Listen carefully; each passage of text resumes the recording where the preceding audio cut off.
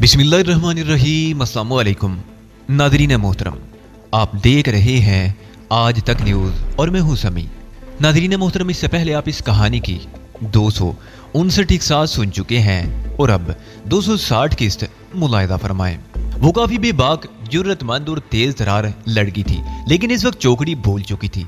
वो शायद होले होले कांप रही थी और एक दो मरतबा उसके मुंह से गिगियाई हुई सी आवाज़ें भी निकली थी। वो जब अपनी जगह से ना हिली तो उसके करीब खड़े हुए लंबे बालों वाला नौजवान ने उसके बाल मुट्ठी में जकड़कर उसका चेहरा ऊपर किया। उसकी हल्की सी चीख निकल गई। वो नौजवान अपने मखसूस खुरदरे और सफाक लहजे में बोला, उस्ताद का हुक्म नहीं सुना तुमने? उस्ताद के हुक्म पर दौड़ते हुए जाना चाहिए। तुम्हें पता ही नहीं कि उस्ताद कितना बाकमाल आदमी है। चलो उठो। उसने इस तरह बालों से खींचकर उसे खड़ा करने की कोशिश की, लेकिन उसी लम्हे उस्ताद को जैसे कुछ ख्याल आया। वो हाथ के इशारे से रोकते हुए बोला, यार पहले इस भारी लाश को उठाकर इसके हाथ पांव बांधकर पिछले कमरे में फेंक दो, बाद में सोचेंगे कि इसका क्या करना है। साला ख्वाह मुखा यहाँ जगह घेरे हुए पड़ा है। रोए सुगन एक बार फिर मेरी तरफ था। मैंने आंखों में सिर्फ इतनी जुरी रखी थी कि किसी को नजर ना आ सके। वैसे भी मेरे चेहरे पर किसी चीज का साया पड़ रहा था। लंबे बालों वालों ने सफिया के बाल छोड़ दिए और ड्रामाई अंदाज में छोटे छोटे कदम उठाता हुआ मेरे करीब आ गया। फिर उसने पलटकर उस्ताद से इजाजत तलब अंदाज में पूछा, पहले इसको होश में ना ले आऊं? अबे पहले इसके हाथ पांव बांध, गांबड़ के बच्चे, उस्ताद ने मुस्कुराते हुए कहा। उसके लहजे में लंबे बालों वालों के लिए फिरौनियत की नहीं बल्कि कुछ मोहब्बत की झलक थी। होश में लाकर इसके हाथ पांव बांधेंगे उस्ताद, हाथ पांव खुले भी होंगे तो ये क्या कर लेगा? उसने मुझे एक मोटी सी गाली से नवाजा। ये साला कुछ थोड़ा बहुत मुद्दत वाला आदमी मालूम होता है। देखा नहीं, इसकी जेब में से मशीन पिस्टल निकला था, उस्ताद ने याद दिलाया। अगर ये थोड़ा बहुत दिल वाला होगा तो उसी के बलबूते पर होगा उस्ताद। जब हथियार ही नहीं रहा तो इसमें और बकरी में कोई फर्क नहीं रह जाएगा। लंबे बालों वाले ने बेपरवाही से कहा, कभी कभी बकरी भी सींग मार देती है जाने आलम पिया।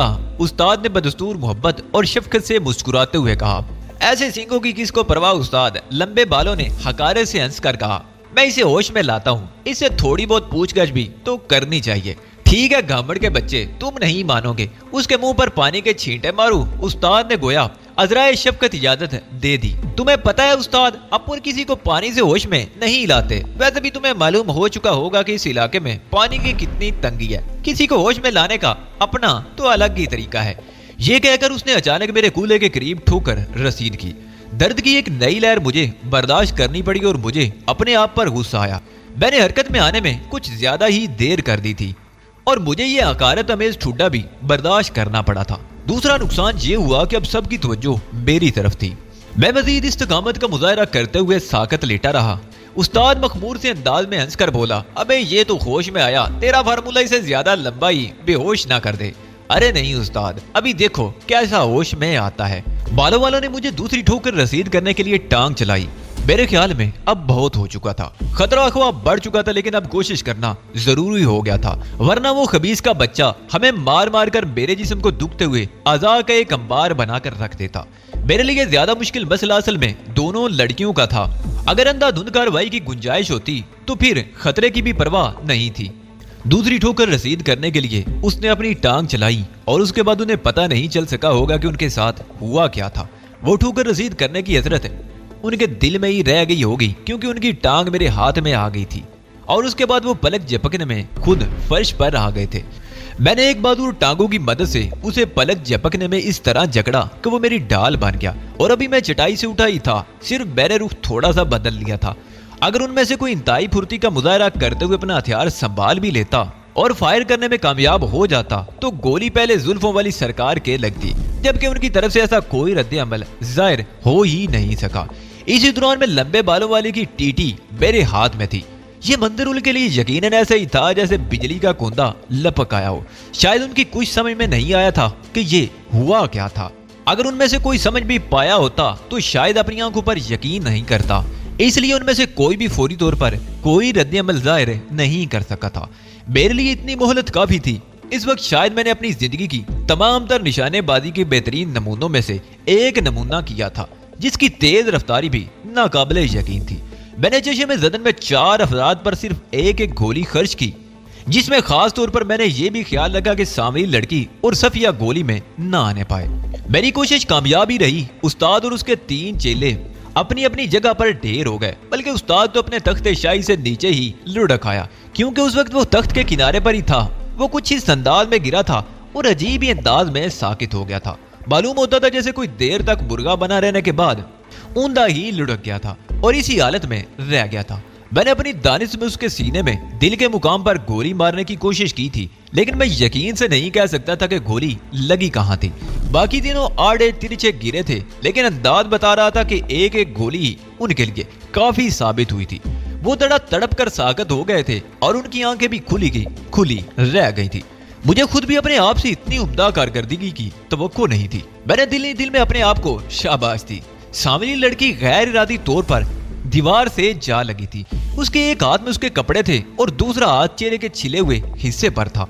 वो होले होले कांप रही थी और फटी फटी आंखों से यूं मेरी तरफ देख रही थी जैसे मैं कोई मुर्दा था जो अचानक जिंदा हो गया था। सफिया कुर्सी से नीचे फिसल आई थी और वहीं साकत हो गई थी।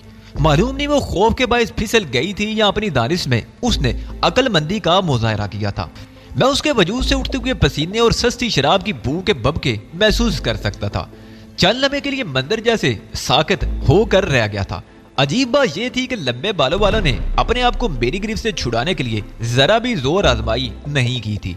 मेरे ख्याल में जो राय उसने मेरे बारे में जाहिर की थी वो खुद उस पर सादक आती थी। यानी उसकी ताकत का मंबा गोया उसकी टीटी थी, जो उसके हाथ से निकल गई थी तो वो यकदम जैसे बेजान सा होकर रह गया था। मैंने उसकी गर्दन बदस्तूर बाजू के शिकंजे में रखी, लेकिन उसकी टांगों को अपनी टांगों की गिरफ्त से आजाद कर दिया। उसके बाद भी उसने अपने आप को छुड़ाने की कतन कोशिश नहीं की।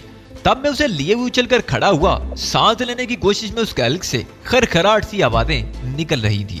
मैंने टीटी की नाल उसकी कनपटी पर इस तरह रखी कि अगर गोली उसकी खोपड़ी से पार निकल जाए तब भी मेरा बाजू जख्मी ना हो। मैंने सरगोशी के अंदाज में कहा, तुम जैसे खबीस और मरदूद जिनका मशगला बेगुनाहों को अजियत देकर हलाक करना होता है, उन्हें मैं भी अजियतें देकर ठिकाने लगाना ज्यादा पसंद करता हूँ। लेकिन अफसोस फिलहाल मेरे पास टाइम नहीं। तुम्हारी किस्मत अच्छी है कि तुम्हें आसान मौत नसीब हो रही है। यह कहकर मैंने ट्राइगर दबा दी और इससे पहले कि उसका गंदा खून मेरे कोट की आस्तीन तक पहुंच पाता मैंने उसे छोड़ दिया और वो मुर्दा छिपकली की तरह पट से फर्श पर गिर पड़ा। मैंने नहायत इत्मीनान से टीटी का दस्ता उसकी कमीज से साफ किया और टीटी उसी के हाथ में फंसा दी। इसी दौरान में मुझे एहसास हुआ कि अब सूफिया भी फटी फटी आंखों से मेरी तरफ देख रही थी। मैंने लंबे बालों वाले की बैगी पतलून की जेबों में हाथ मारा तो तवक्को के मुताबिक अपना मशीन पिस्टल मुझे उसकी जेब से मिल गया। मैंने उसे हाथ में ही रखते हुए आगे बढ़कर उसके कमरे में झांका, जिसमें फांसी का फंदा लटका दिखाई दे रहा था। वो एक नीम तारीख छोटा सा कमरा था, उसमें कोई मौजूद नहीं था। ताहम उसमें कुछ ऐसी चीजें पड़ी थी जो यकीनन अजियत रसानी के लिए इस्तेमाल होती थी। उनमें से बात पर खून लगा हुआ था। मैं उस कमरे की दहलीज से पलट आया। उस मकान में एक और कमरा था, मगर वो काठ कबाड़ और बर्तनों चूल्हे वगैरह से भरा हुआ था। मकान में जरा भी खुली जगह नहीं थी। वो किसी शिकस्ता हाल किस्म के तय खाने से मुशाबा था। सिर्फ चंद सेकंड में मैंने उसका जायजा ले लिया। इसी दौरान में लंबे बालों वालों का भेजा उसके सर के सुराग से बहने लगा। सफेदी अमीर सा खून चिटाई पर फैल रहा था। एक गोली एक नौजवान की पेशानी में लगी थी। उसकी आंखें खुली रह गई थी और एक हाथ कलाशनकोव के दस्ते पर था। मैंने उस्ताद की लाश को सीधा करना चाहा, वो एक और जाविये से लुढ़क गई। उसके हाथ पांव मुड़े ही रहे। गोली उसके उल्कूम में घुसकर शायद अकब में कहीं रीढ़ की हड्डी के बलाई हिस्से में पेबुस्त हो गई थी। मैंने उसकी जेबों की तलाशी ली। अपना पर्स और रकम वगैरह मुझे उसकी जेबों से मिल गई। मुझे अपने पर्स से ज्यादा दिलचस्पी थी। मैं अपनी कोई निशानी यहाँ छोड़ना नहीं चाहता था। फिर मैं मशीन पिस्टल हाथ में लिए सांवली लड़की की तरफ मुतवज्जो हुआ। वो बदस्तूर दीवार से लगी खड़ी थी। जिंदा रहना चाहती हो ना?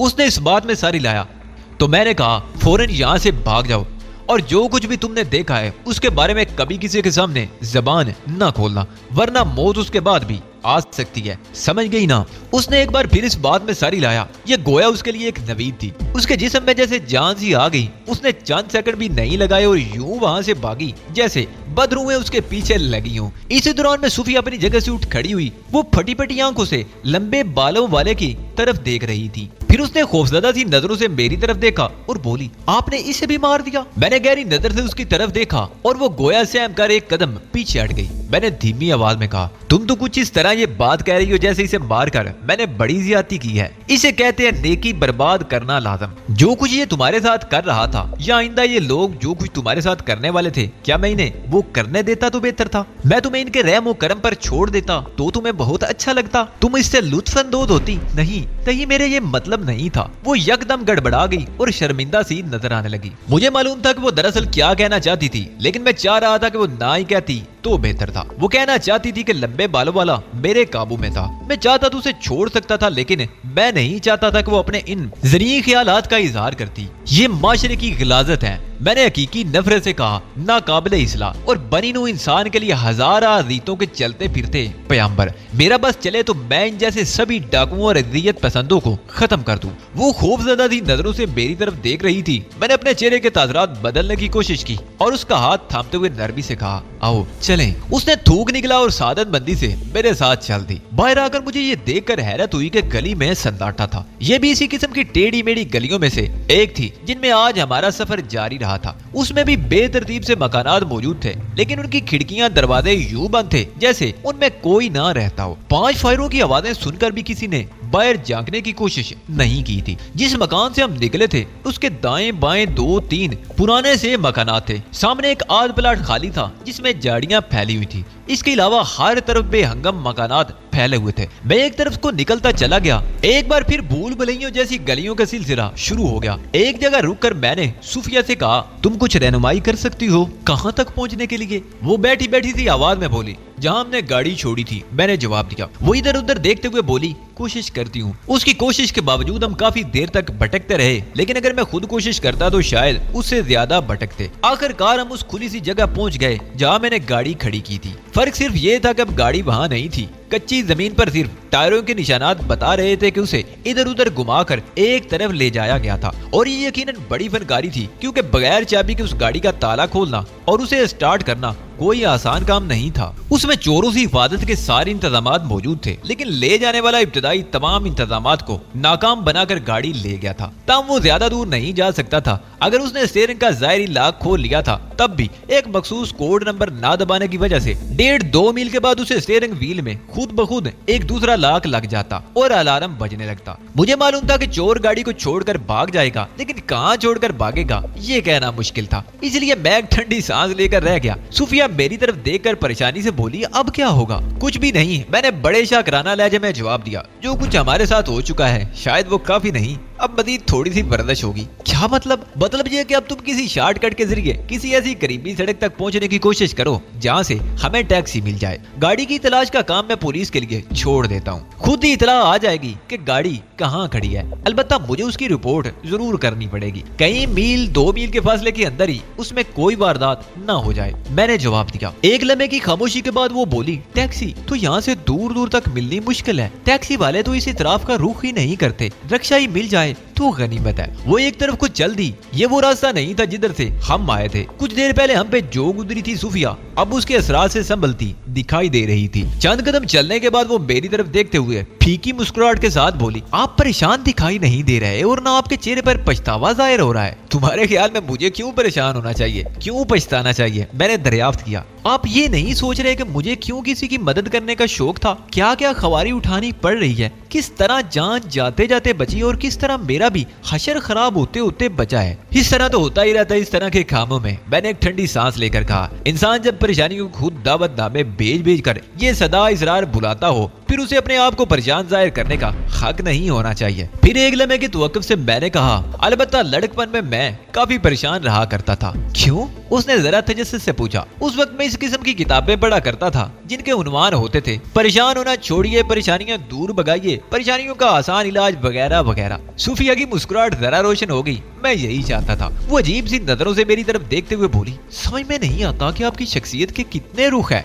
एक भी नहीं, मैंने फौरन कहा। मैं तो बगैर रुख वाली शख्सियत का मालिक हूँ। रुख मारूखों की शख्सियत के होते हैं। मैं बेचारा किस शिमारे कितार में हूँ। उसने फिर अजीब सी नजरों से मेरी तरफ देखा, कुछ कहने का इरादा किया लेकिन मुलतवी कर दिया। चंद लम्हे बाद हम एक तंग सी सड़क पर जा पहुंचे। मुझे याद आ गया कि आते वक्त हम गाड़ी में इधर से गुजरे थे। चंद कदम के फासले पर एक दरख्त के नीचे 2-3 रिक्शे खड़े थे। सूफिया बोली, आप खुशकिस्मत है कि यहाँ इस वक्त कसरत से रिक्शे खड़े नजर आ रहे हैं। हाँ, तो वाकई कदम कदम पर खुशकिस्मती के सबूत मिल रहे हैं। मैंने एक ठंडी सांस लेकर कहा। तीनों रिक्शे वाले एक ही जगह खड़े बातें कर रहे थे। हम उनके करीब पहुंचे तो उन्होंने चुभती हुई नजरों से हमारा सरतापा जायजा लिया। मैंने उनमें से एक से क्लिफ्टन थाने चलने के लिए कहा तो उसने और भी गहरी नजरों से गोया अफसर नो हमारा सरतापा जायजा लिया। फिर बाकी दोनों रिक्शे वालों की तरफ मशवरा तलब नजरों से देखा। हमें देखते ही वो तीनों पूरी इसरार से अंदाज में खामोश हो चुके थे। मेरा ख्याल था कि रिक्शे वाला इनकार कर देगा या फिर हमारा तफसीली इंटरव्यू लेगा, लेकिन उसने ये दोनों काम करने की बजाय खामोशी से गर्दन हिलाकर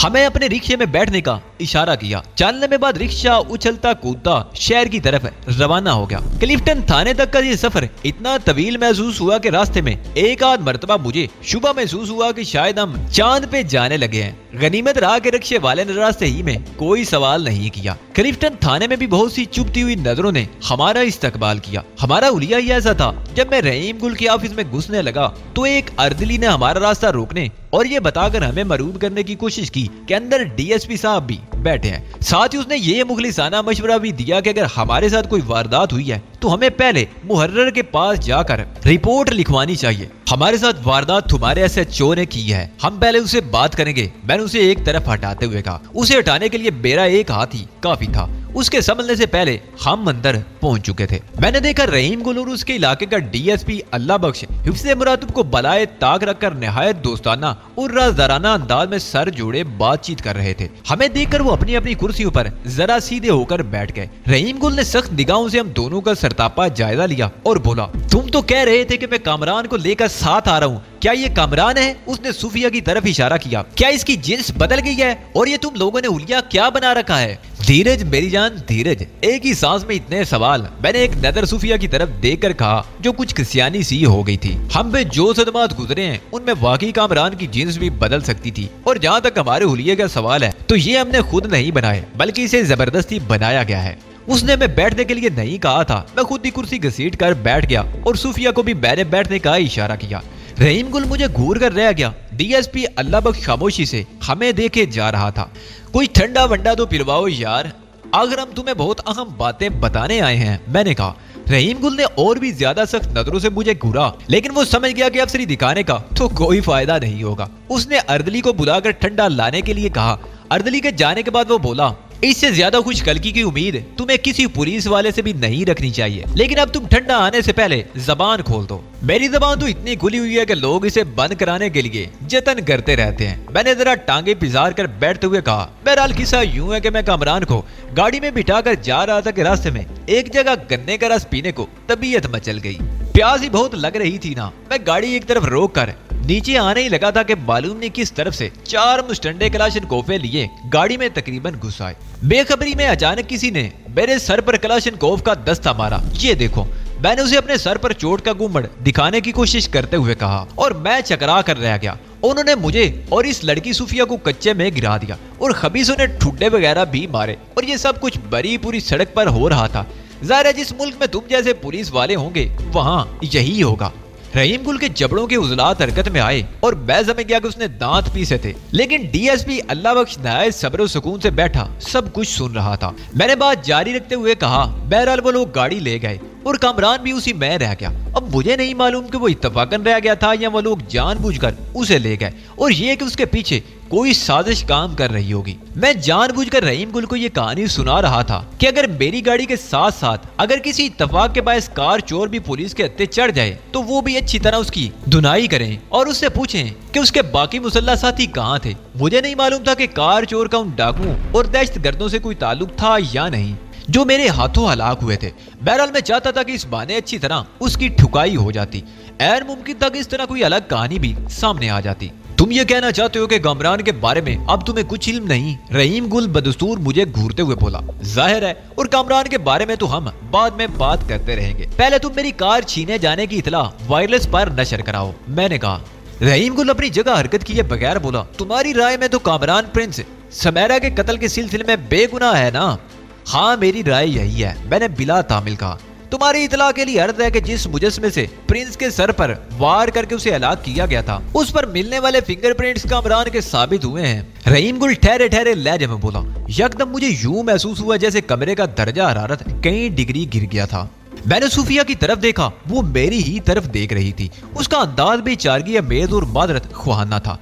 रहीम गुल की इंकिशाफ पर एक लम्हे के लिए मैं अपनी सारी तेजो तरारी भूल गया था और उस एक लम्हे में अनगिनत सवालात ने मेरे ज़हन पर यलगार कर दी थी।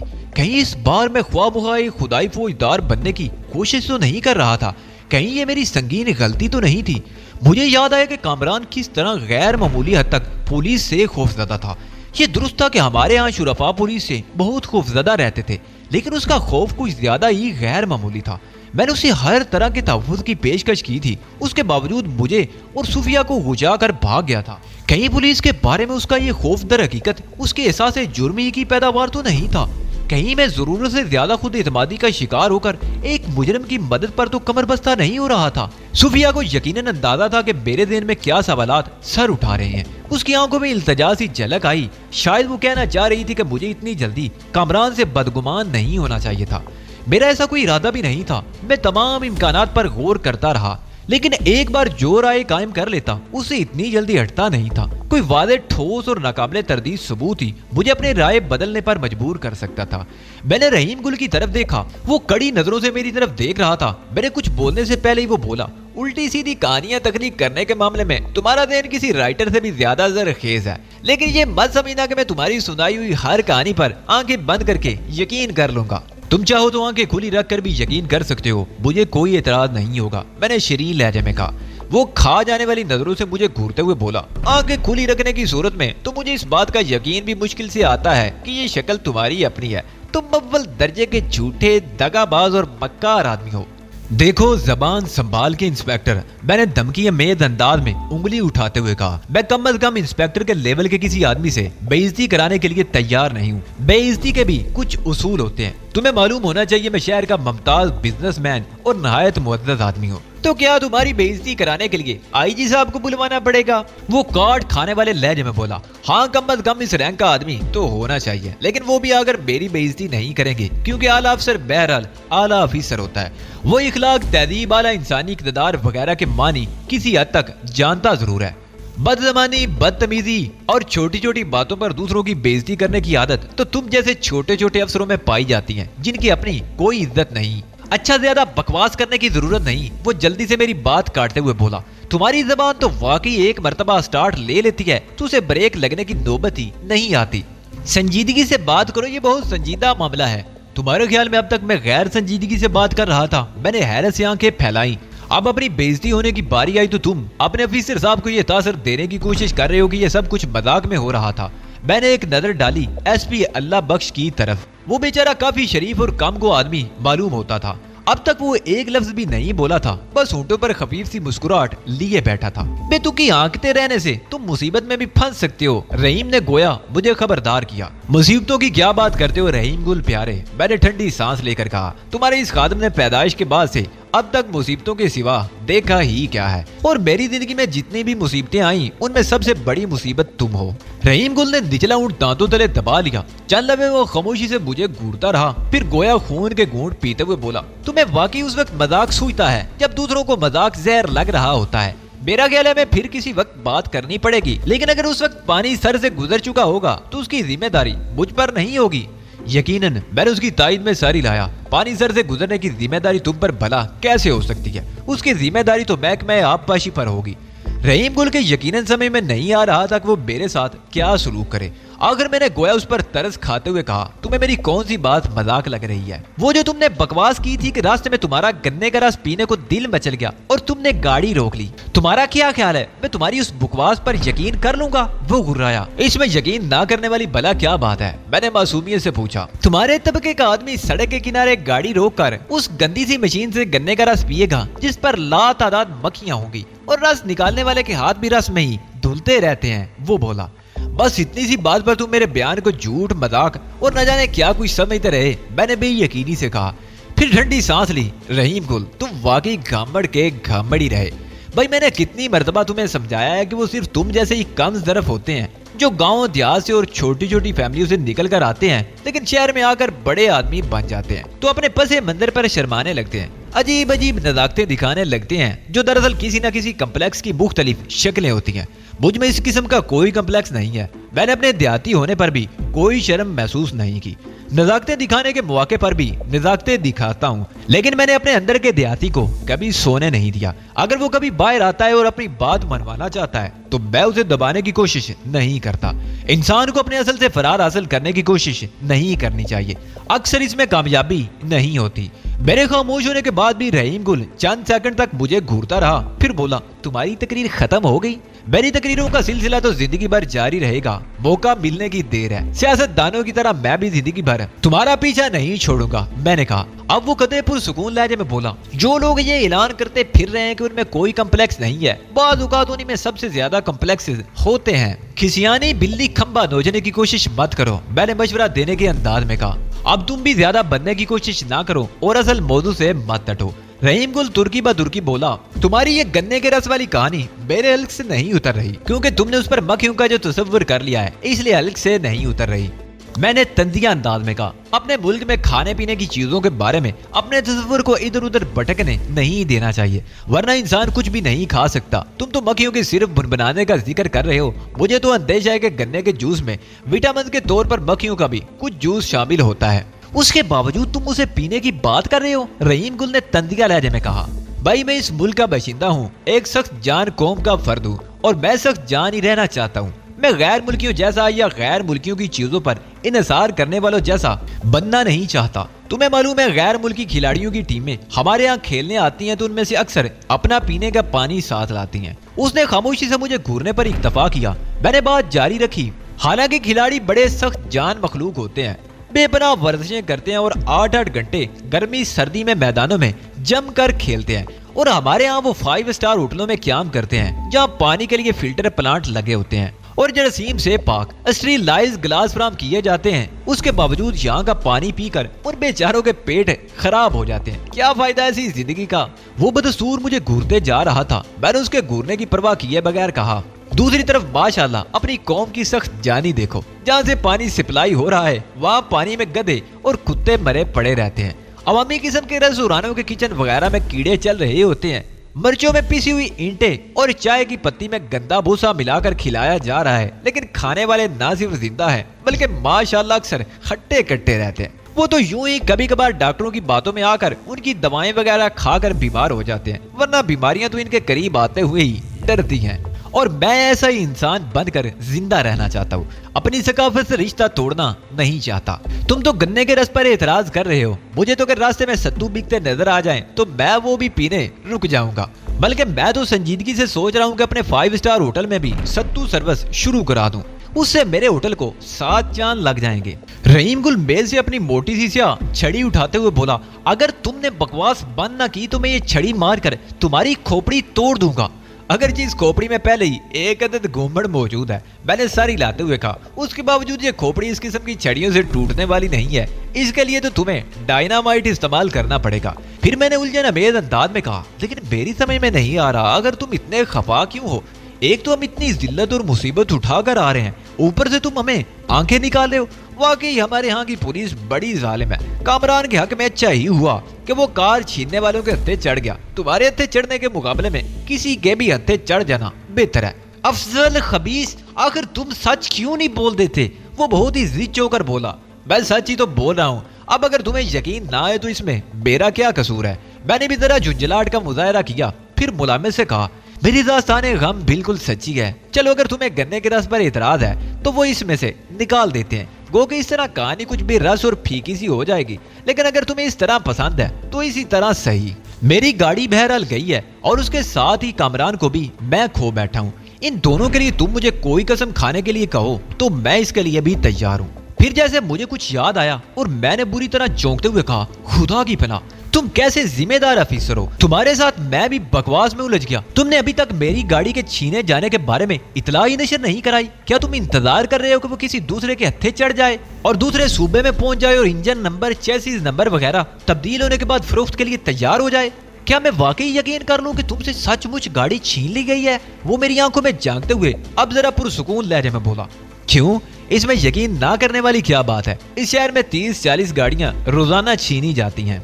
मेरी गाड़ी छीन गई तो इसमें ताज्जुब की क्या बात है? वो तो ठीक है, उसने कुछ कहना चाहा। मैंने उसकी बात काटते हुए इस्तेहज़ाइया लहजे में कहा, माशाल्लाह, किस ढिठाई से इस हकीकत को तस्लीम किया जा रहा है। वो मेरा तबसरा सुना करते हुए बोला, लेकिन जिस तरह तुम बता रहे हो यकीन नहीं आ रहा कि तुमसे इस तरह गाड़ी छीनी जा सकती है। तुम इतनी खबीस चीज हो। ये बात मेरे दिल को कुछ लगी नहीं कि आम किस्म के डाकू लुटेरे और राजन तुमसे इस तरह गाड़ी छीन सकते हैं।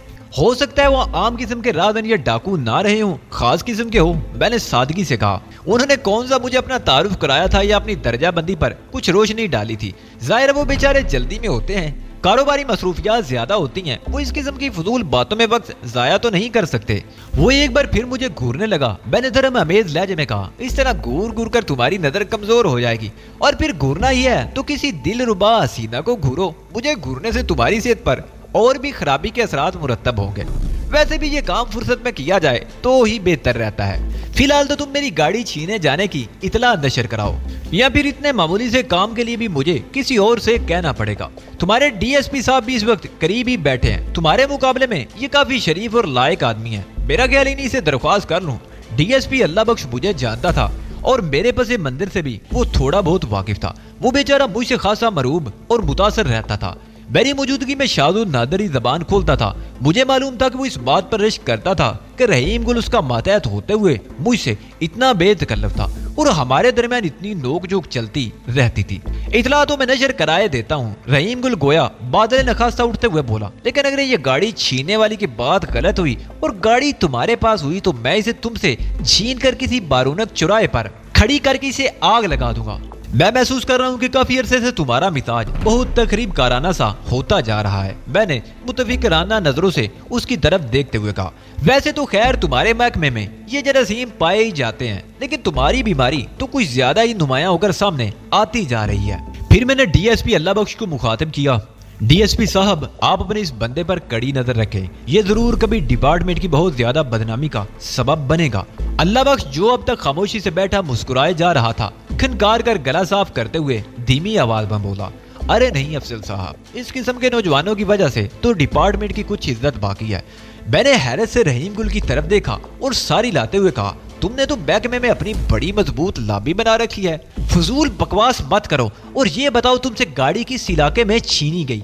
अगर वाकई छीनी गई थी, वो मुंह बनाकर बोला, खुदा तुम जैसा शक्की किसी को ना बनाए। मैंने ठंडी सांस लेकर कहा, ठीक है, शक करना पुलिस का इखलाकी और महकमा जाती फर्ज है, लेकिन अब ऐसा भी क्या कि तुम लोग उसी बेचारे पर हमेशा शक करते रहो जो फरियाद लेकर आए। अच्छा फरियादी साहब, बकवास को रहने दो और मेरे सवाल का जवाब दो।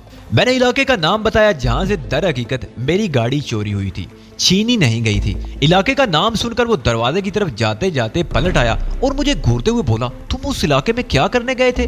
क्यों, क्या वो ममनुआ इलाका है? मैंने उल्टा सवाल कर दिया। यही समझ लो, बल्कि आजकल तो वो ममनुआ इलाके से भी कुछ बढ़कर है। इन दिनों लोफर, लफंगे और बदमाश भी उधर का रुख करते हुए घबराते हैं। तुम्हारे तबके का आदमी तो वहां जाने का तसव्वुर भी नहीं कर सकता। तुम कैसे चले गए थे? उसने जानना चाहा। ये आज तुम पर इतनी तबकाबंदी क्यों सवार है? मैंने तेवरी पर बल डालते हुए कहा, क्या तुम्हें अभी तक मालूम नहीं हो सका कि मुझ में तो हर तबके की खुसूसियात पाई जाती हैं और इसलिए मैं तबका बंदी का कायल नहीं रहा। मुझे खुद अभी तक अंदाजा नहीं हो सका कि दर हकीकत मेरा ताल्लुक किस तबके से है, इसलिए तुम मेरे साथ ये तबके वगैरह के पसे मंजर में बात मत किया करो। मेरा बस चले तो तुमसे बात ही ना किया करूं। वो ठंडी सांस लेकर बोला, लेकिन क्या करूं, तुम मेरे मुकद्दर में लिख दिए गए हो। उसने बाहर जाने का इरादा मुलतवी कर दिया और वापस अपनी कुर्सी पर आकर बैठा। घंटी बजाकर उसने अपने अर्दली को तलब किया और उसे हुक्म दिया, एएसआई अकरम को भेजो। जरा बड़ी उम्र का एएसआई अकरम ऐनक लगाता था और उससे मुझे पहले भी वास्ता पड़ चुका था। वो भी मुझे अच्छी तरह जानता था और शरीफ आदमी था। रहीम गुल के थाने में शुरफा काफी माकूल तादाद में नजर आते थे। अकरम ने जरा दिक्कत से मुझे पहचाना और पहचानने के बाद खासी गर्मजोशी से सलाम दुआ की। रहीम गुल मुझसे मुखातिब हुआ, इन्हें अपनी गाड़ी का नंबर, मॉडल, रंग और कंपनी का नाम वगैरह लिखवा दो। ये भी वायरलेस पर पैगाम नशर कर देंगे। पहले शायद रहीम गुल खुद जाकर पैगाम नशर कराने के इरादे से उठा था, लेकिन बाद में न जाने क्या सोचकर उसने इरादा मुलतवी कर दिया था। शायद अफसरी का एहसास गालब आ गया था।